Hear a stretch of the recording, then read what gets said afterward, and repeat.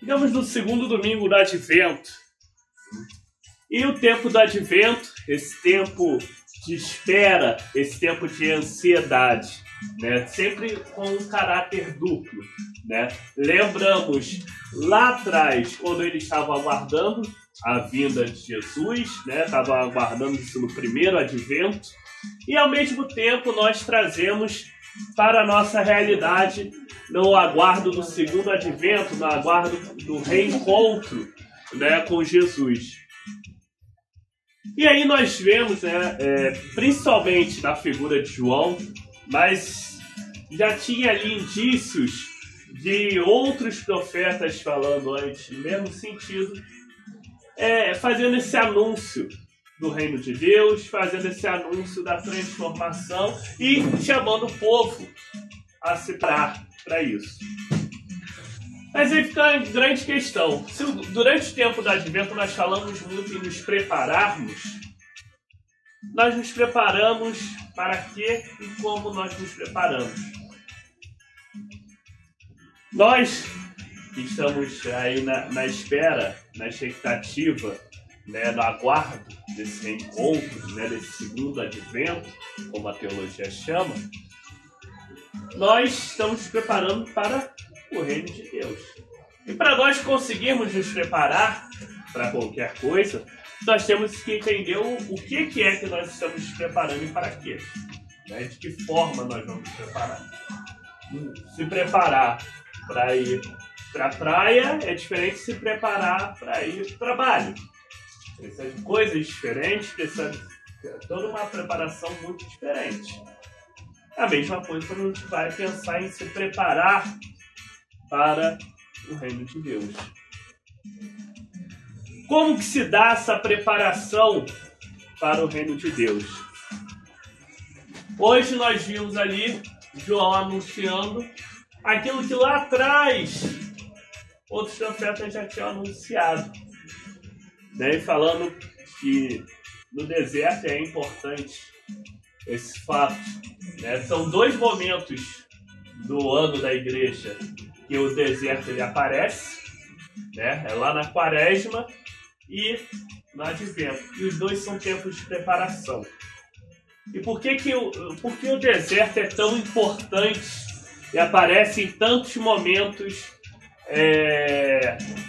dramáticos, em momentos importantes na Bíblia? O deserto ele é o local do extremo.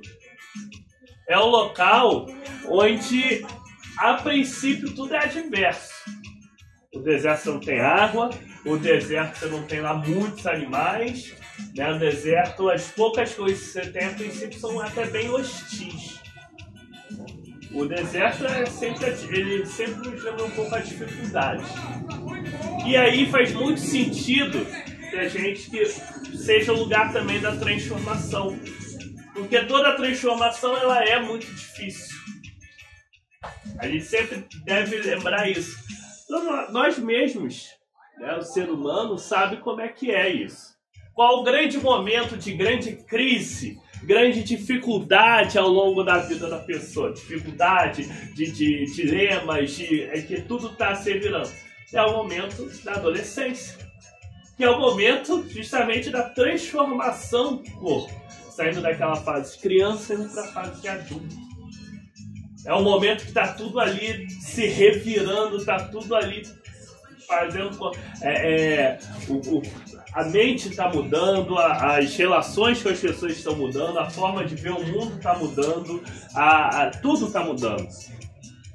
Então esse momento dramático é justamente um momento de mudança. A mudança ela é sempre dramática, ela é sempre complexa. Não tem mudança que é tranquila. Tranquila é ficar parado, mas ficar parado não muda, né? E aí, João, nesse deserto, ele faz o anúncio, né, de endireitar os caminhos do Senhor, né, dos vales serem rebaixados, dos vales serem elevados, das elevações serem abaixadas, né, do que está torto ser endireitado. Veja que ele está usando a ideia do caminho para falar um pouco sobre nós, né? Aqueles que estão demasiado exaltados, precisam, né, segurar um pouco, baixar um pouco, né? Aqueles também que estão caídos precisam ser erguidos. Aquilo que está andando, aqueles que estão andando por caminhos tortuosos, né, precisam começar a se andar mais reto, né? Andar de uma forma mais concisa. Essa mudança a gente também cantou um pouco. No nosso primeiro hino, ele vai falar justamente sobre isso, né? Tem a partezinha lá que ele fala: termine o mal nos corações, que desça a paz entre as nações, e dentro em nós se faça um lar, no qual Jesus vem habitar. A preparação para o reino de Deus é a nossa preparação para termos Deus de forma cada vez mais clara, Jesus de forma cada vez mais visível, habitando dentro de nós. É claro que Ele sempre está junto conosco, mas às vezes a gente coloca muita coisa na frente e aí quem olha não consegue ver muito, né? Fica ali tampado. É igual quando você tem algum objeto em casa e começa a jogar um monte de entulho, um monte de coisa ali na frente, daqui a pouco nem você mesmo consegue ver o que tem ali. Jesus está ali conosco. A promessa é ele ser Emanuel, ser Deus conosco. Mas às vezes a gente joga tanta coisa às vezes que não presta ali, que a gente mesmo já não consegue mais ver isso.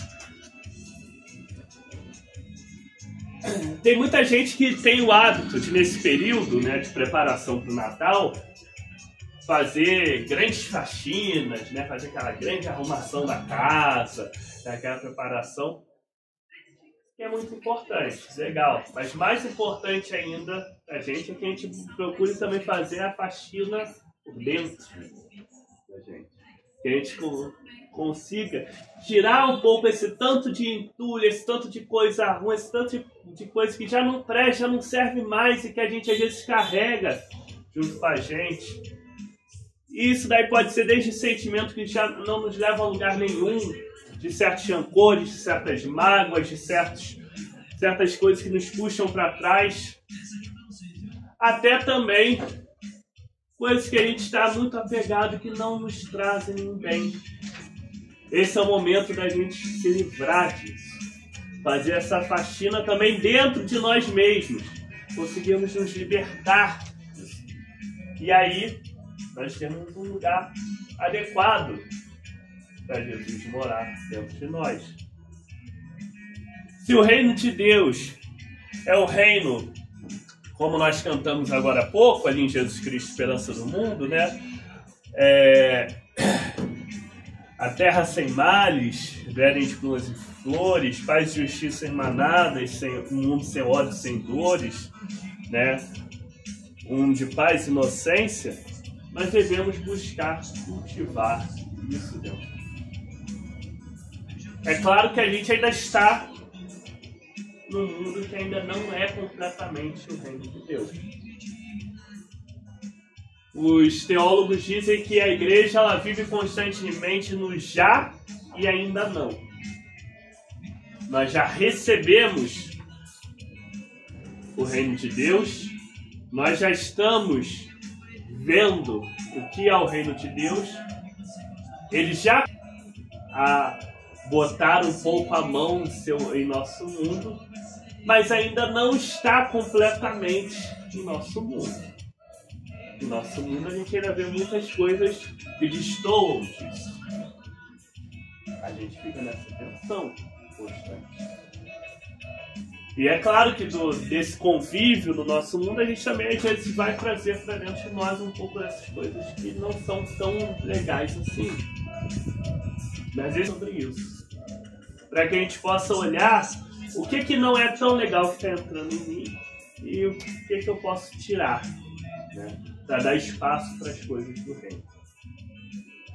E aí eu consigo me preparar para essa plenitude do reino de Deus, que é a nossa grande meta. Esse reencontro. Esse mundo em que realmente a gente não veja mais, não viva mais os grandes problemas que a gente tem aqui no nosso mundo. E esses problemas, eles são justamente nascidos do afastamento da humanidade dos planos de Deus. Deus não criou nenhum de nós para sofrer, nenhum de nós para vivenciar todos os problemas que existem aí. Isso vem tudo do arranjo, né, da humanidade, com a queda, com o afastamento dos planos de Deus. E nós somos chamados a caminhar na direção contrária, a voltar aos planos originais, a vivenciar cada vez mais o reino de Deus. E à medida que nós vamos vivenciando, já que nós vamos também ajudando a espalhar ele, a expandir ele. Que a gente ainda não tem condições de mudar tudo ao nosso redor, mas ao menos como nós agimos, nós temos como mudar. Se nós buscamos cada vez mais viver de uma forma agradável a Deus, agradável ao reino de Deus, claro, com todas as nossas imperfeições, com todas as nossas limitações,